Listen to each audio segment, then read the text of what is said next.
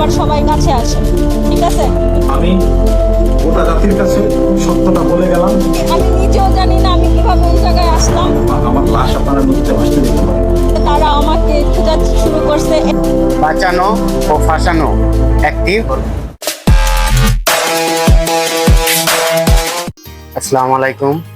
আপনারা জানেন সারা দেশে চলমান চাঁদাবাজির ঘটনায় সাম্প্রতিক সময়ের সবচেয়ে ট্রেন্ডিং ঘটনা হলো গুলশান চাঁদাবাজির। আর এই গুলশান চাঁদাবাজির ঘটনায় অন্যতম চরিত্র হলো এনসিপির জানে আলম অপু। গত 13ই আগস্ট থেকে এই জানে আলম অপুর একটি ভিডিও সামাজিক যোগাযোগ মাধ্যমে ছড়িয়ে পড়ে। সেই ভিডিওটির অন্যতম অস্পষ্ট দুটি দিক হলো, এক, এই ভিডিওটি জানে আলম অপু সে নিজেই করেছে কিনা, না বল প্রয়োগ করে অন্য কেউ তাকে দিয়ে করিয়েছে। দুই, ভিডিওটি কোথায় করা হয়েছে। এই দুইটি বিষয় নিয়ে শুরু হয়েছে আলোচনা সমালোচনা। এই আলোচনা এবং সমালোচনার মধ্যেই গত 14ই আগস্ট ঘটনার বিস্তারিত বিষয় নিয়ে সাংবাদিক সম্মেলনে উপস্থিত হন জানে আলম অপুর স্ত্রী। জানে আলম অপুর স্ত্রী সাংবাদিক সম্মেলনে ঘটনার বিশদ ব্যাখ্যা প্রদান করলেও কিছু কিছু ক্ষেত্রে অসংলগ্ন, অসঙ্গতিপূর্ণ এবং তথ্য নির্ভরহীন কথাবার্তায় তিনি ঘটনার প্রকৃত সত্যটাকে আড়াল করার চেষ্টা করেছেন। আসলে তিনি এই সাংবাদিক সম্মেলনটি তার হাজব্যান্ড জানে আলম অপুকে বাঁচানোর জন্য করেছেন, নাকি ঘটনার পেছনের কেউ নিজেকে বাঁচানোর জন্য তাকে দিয়ে করিয়েছেন, এই বিষয়টি অস্পষ্ট লক্ষ্য করা গেছে। আমি সাম্প্রতিক এই দুটি ভিডিও নিয়ে আলাদা আলাদা বিশ্লেষণে না গেলেও দুটি ভিডিওরই কিছু কিছু উল্লেখযোগ্য অংশ নিয়ে বিশ্লেষণ করে ভিডিও দুটির অস্পষ্টতাকে স্পষ্ট করার চেষ্টা করব আমার আজকের আলোচনা। এবার যাওয়া যাক মূল আলোচনা। যেভাবে তিনি শুরু করলেন। আমি জানে আলম অপুর ওয়াইফ। আমি আজকে কোনো নির্দিষ্ট রাজনৈতিক দল অথবা কোনো স্পেসিফিক পার্সনের বিরুদ্ধে কিছু বলতে আসি নাই। তিনি বললেন কোনো নির্দিষ্ট দল কিংবা কোনো স্পেসিফিক পার্সনের বিরুদ্ধে আমি কিছু বলতে আসি নাই। অথচ পেছনের ব্যানারটার দিকে লক্ষ্য করুন। এই ব্যানার পেছনে নিয়ে তার এই বলা কথার মধ্যে স্বাতন্ত্রিকতা কতটুকু যুক্তিযুক্ত আর পেছনের উদ্দেশ্যটাই কি, বুঝতে পারছেন? আমার হাজবেন্ডের সাথে গত 17 জুলাই থেকে আজকে পর্যন্ত যা ঘটছে আমি সেগুলোই ক্ল্যারিফাই করব, যেটা আমাকে জানে আলম অপু জানাইছে। খেয়াল রাখবেন, তিনি আজ ততটুকুই বলবেন ঠিক যতটুকু জানে আলম অপু তাকে জানাইছে। 30 তারিখ রাত 11:30টার পর থেকে 1 তারিখ সকাল 7:30টা পর্যন্ত এই সময়টাতে অপু কিন্তু মিসিং ছিল।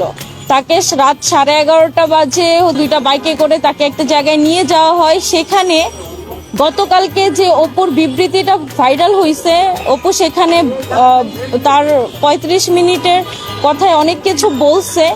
এই বিষয়গুলো কিন্তু আসলে অপুকে ওইখানে রেখে কাটসাট করে একটু একটু করে শিখিয়ে দিয়ে এইটাকে অ্যাড করে একটা ভিডিও কালকে প্রকাশ করা হয়েছে। এই ভিডিওতে তিনি জানে আলম অপুর মিসিং এবং তার ধারণকৃত ভিডিও সম্পর্কে বিস্তারিত বললেও ভিডিওটি কোথায় করা হয়েছে সেই জায়গা সম্পর্কে তিনি বলতে পারেননি। বিএনপি নেতা ইশরাকের সঙ্গে কি সম্পর্ক সেটা তো আমি বলতে পারবো না, কিন্তু এখানে অপুকে ইউজ করে একটা দল নিজেদের স্বার্থ হাসিল করতে চাইছে কাউকে দাবানোর জন্য। এবং এটা তো সবার কাছে ক্লিয়ার, কোন দল সেটা তো আমি বলতে পারবো না, তাই না? লক্ষ্য করুন, এই ভিডিওতে বিএনপি নেতা ইশরাকের সাথে জানে আলম অপুর কি সম্পর্ক তা সে জানেন না এবং অপুকে ইউজ করা দলের নামও সে বলতে পারছে না বলে জানান। আমি আপনাদেরকে বলতেছি যে 31 তারিখের রাতে থেকে সকাল 7টা পর্যন্ত এই সময়টাতে অপু গোপীবাগে ছিল। ওইখানে ওর যে স্বীকারোক্তি নিল, এই স্বীকারোক্তিটা নিল কারা এবং গোপীবাগ কার বাসা গোপীবাগ কার বাসা? ইশরাক ভাইয়ের বাসা না? এবং অপুকে তো ইশরাক ভাইয়ের বাসার সামনে থেকেই ধরছে। তো এখানে তো বলার সন্দেহর কিছু নাই যে অপুকে নিয়ে ইশরাক ভাই জোরপূর্বক এগুলো করাইছে।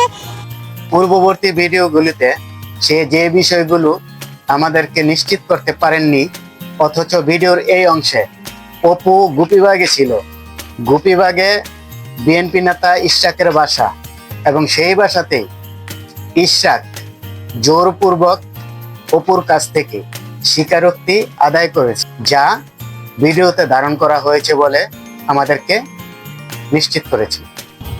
যেই ধারণা সেটা হচ্ছে যে অপুকে উনি হয়তোবা আইনি সহায়তা দেওয়ার কথা বলছিল, যে তুমি আমাকে শুধু একটা নাম বলবা, তোমার নাম একটা নাম বলবা, যে কোনো উপদেষ্টার একটা নাম বলবা, হয়তোবা আসিফ নয়তো নাহিদ, কারো একটা নাম বলবা যে এরা তোমাদেরকে দিয়ে চাঁদাবাজি করায়, তাইলেই হবে, তোমার যত রকমের হেল্প লাগে আমরা তোমাকে করব। ভিডিওর এই অংশে তিনি বুঝাতে চাইলেন যে ইশরাক অপুকে যে কোনো একজন উপদেষ্টার নাম বলার জন্য বল প্রয়োগ করেছেন।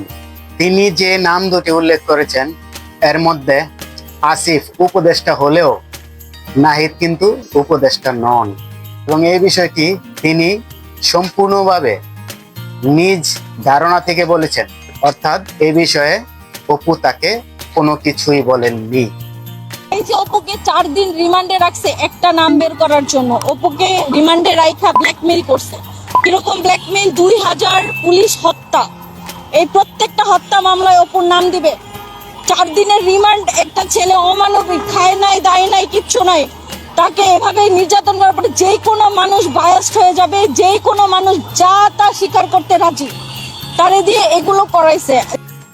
আবার ভিডিওর এই অংশে তিনি নির্দিষ্ট করে বললেন, পুলিশ অপুকে 4 দিনের রিমান্ডে নিয়ে অমানবিক নির্যাতন ও ব্ল্যাকমেইল করে সেই একটা উপদেষ্টার নাম বলানোর জন্য এসব করিয়েছে।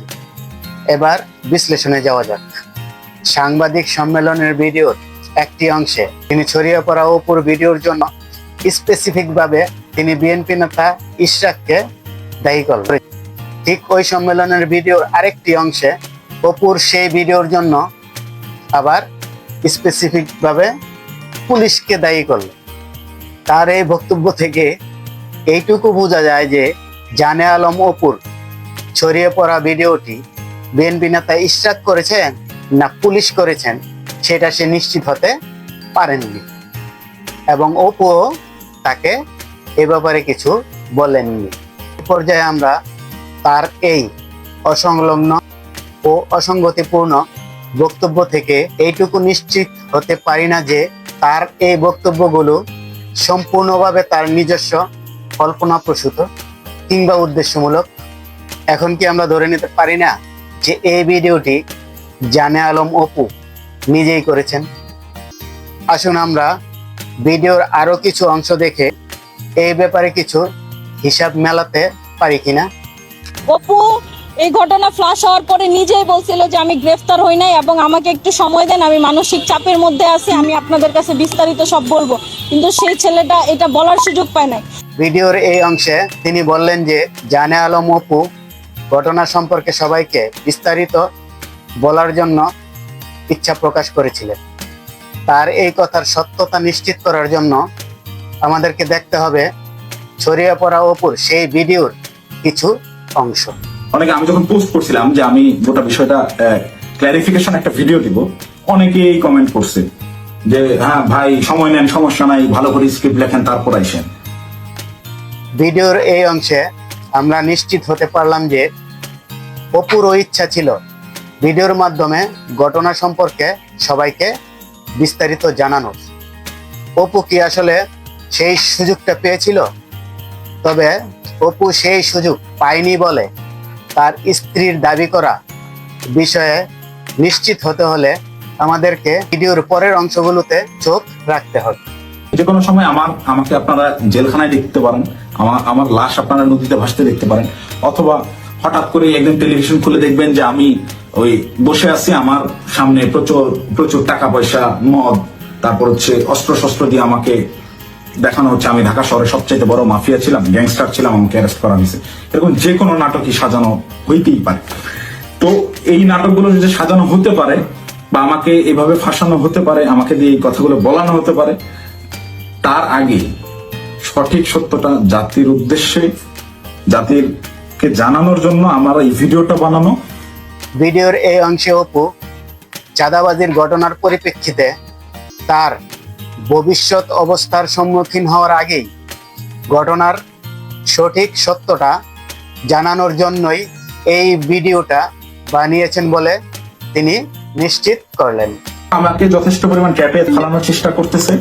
তো আমার মনে হয় যে এই বিষয়গুলো ক্লিয়ার না করে গেলে আমাকে দিয়ে ওরা যে কোনো স্টেটমেন্ট দেওয়া হতো। আমি যতদিন অ্যারেস্ট না হচ্ছি, এই ঘটনায় আমার উপর দোষ চাপানো না হবে, ততক্ষণ পর্যন্ত মিডিয়ার ট্রায়াল থামবে না। যদি আমি এই ভিডিওটা না দিতাম, আমাকে ধরে নিয়ে ভিলেন হিসাবে বানিয়ে দিয়ে গোটা ঘটনা ধামাচাপা দিয়ে দিত। ভিডিওর এই অংশে অপু গ্রেফতার হওয়ার আগেই ঘটনার বিষয়াদি ক্লিয়ার এবং তাকে নিয়ে মিডিয়া ট্রায়াল বন্ধ করার জন্যই এই ভিডিওটি বানিয়েছিলেন বলে জানান। আমাকে ধরার জন্য সর্বোচ্চ চেষ্টা করতেছে। আমি কতক্ষণ বাইরে থাকবো, কতক্ষণ টিকে থাকবো আমি জানি না, যে কোনো সময় যে কোনো কিছু হয়ে যেতে পারে। তো আমি গোটা জাতির কাছে সত্যটা বলে গেলাম। ভিডিওর এই অংশে অপু নিজ অপরাধবোধ থেকেই তার ভবিষ্যৎ অবস্থা নিয়ে শঙ্কিত হয়ে ভিডিওর মাধ্যমে জাতিকে সত্যটা জানিয়েছেন বলে জানা গেল। তার এই কথার মধ্য দিয়েই বোঝা যায় যে আসলেই অপু ভিডিও করার সুযোগ পেয়েছিল। এতক্ষণ আমরা ঘটনার সামগ্রিকতার বিশ্লেষণ এবং তার সাথে যোগ করে সেই ছড়িয়ে পড়া ভিডিওটিতে অপুর সাবলীলতা, অকপটে কথা বলে যাওয়া, আইকন কিংবা বডি ল্যাঙ্গুয়েজ, এই সব কিছু বিষয় যদি আমরা পর্যবেক্ষণ কিংবা পর্যালোচনা করি, তাহলে এটাই ধারণা করতে পারি যে অপু তার সুবিধাজনক স্থানে বসে অন্য কারো না কারো সহযোগিতায় নিজ ইচ্ছায় ভিডিওটি ধারণ করেছে। এবার ভিডিওর পরের অংশ দেখা যাক। আপনারা বলেন যে এতদিন পরে কেন এই ভিডিওটা আসলো? যে ভিডিওটা 1 তারিখ রাত্রে বেলা ধারণ করা হয়েছে, সেটা 14 তারিখে কেন আসলো, 13 তারিখে কেন আসলো? এর পিছনে কার স্বার্থ থাকতে পারে? আপনারাই বের করেন। বাংলাদেশের মানুষ তো এখন বোকা না, সবই বুঝে। ভিডিওর এই অংশে এতদিন পর কেন, কার স্বার্থে অপুর সেই ভিডিওটি সামনে আসলো, সাংবাদিকদের উদ্দেশ্যে তিনি এই প্রশ্ন ছুড়ে দিয়েছেন। পাশাপাশি তার এই ছুড়ে দেয়া প্রশ্নের পরিপ্রেক্ষিতে বাংলাদেশের মানুষের মনে প্রশ্ন জাগতে পারে না যে গত 17 তারিখ থেকে আজ অপুর সাথে ঘটে যাওয়া ঘটনার সামগ্রিকতা নিয়ে তিনি এতদিন পরে কেন, কার স্বার্থে হঠাৎ করে এই সাংবাদিক সম্মেলনে উপস্থিত হলেন? প্রশ্ন জায়গাটাই স্বাভাবিক। এবারে এই প্রশ্নের উত্তর খুঁজবো পরের ভিডিওতে। আমি নিজেও জানি না আমি কিভাবে এই জায়গায় আসলাম। আমার এখন যখন ওই ভিডিওটা ভাইরাল হয়েছে, তখন হচ্ছে গিয়ে তারা আমাকে খোঁজা শুরু করছে। এর আগে কিন্তু অপু কোনো আইনি সহায়তার জন্য কেউ আমার সাথে যোগাযোগ করে নাই। অপু কেমন আছে, কোথায় আছে, এটা জিজ্ঞেসও আমাকে কেউ করে না। এটা তাদের কাছে কোনো ব্যাপার না, কিন্তু স্বার্থে বা সবাই দূরে সরে যায়, স্বার্থে আবার সবাই কাছে আসে। ঠিক আছে, ভিডিওর এই অংশে তিনি বললেন কিভাবে তিনি এইখানে আসলেন সেটা তিনি জানেন না। সেটা তিনি না জানলেও কারা তাকে নিয়ে এসেছেন, কোন উদ্দেশ্যে তাকে নিয়ে এসেছেন, তাকে দিয়ে বলানো এই কথাগুলোর উদ্দেশ্যটা কি, সেটা স্পষ্ট করতেই আমাদেরকে দেখতে হবে পরের ভিডিও অংশটাকে। আসুন দেখা যাক। এটা পুরাটাই একটা প্ল্যান ছিল, পূর্ব প্ল্যান, যে এই সমন্বয়ক অথবা আপনার এই এনসিপির নেতাদেরকে দাবায় রাখার জন্য একটা নির্দিষ্ট দল ওদের পিছনে লেগে আছে। কারণ ওদেরকে ইউজ করে অনেক বড় একটা স্বার্থ সিদ্ধি করতে পারে অনেকগুলা দল। প্রত্যেকটা দলই তাদের এগেনস্টে কথাবার্তা লিখে তাদেরকে দাবায়া কিন্তু তাদের স্বার্থ হাসিল করতে পারে। সেই উদ্দেশ্যে অপুকে এখানে ফাঁসানো হয়েছে।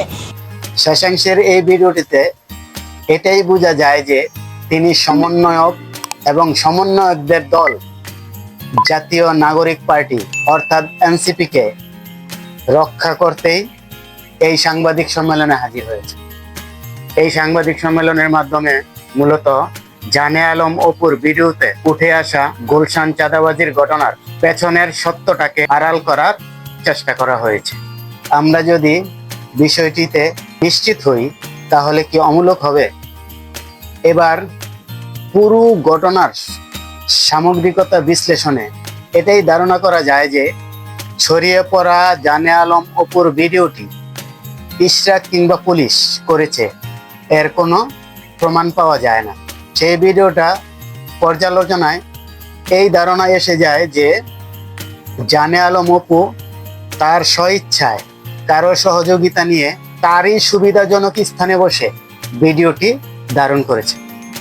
অপরদিকে জানে আলম অপুর স্ত্রীর সাংবাদিক সম্মেলনটি গুলশান চাঁদাবাজির ঘটনার নেপথ্য নায়ক কিংবা নায়কদের বাঁচানো কিংবা দুধের দোয়া তুলসী পাতা বানানো সমন্বয়ক ও তাদের দল জাতীয় নাগরিক পার্টি এনসিপিকে একটি নিষ্কণ্টক দল হিসাবে আবির্ভূত করার চেষ্টা করা হয়েছে।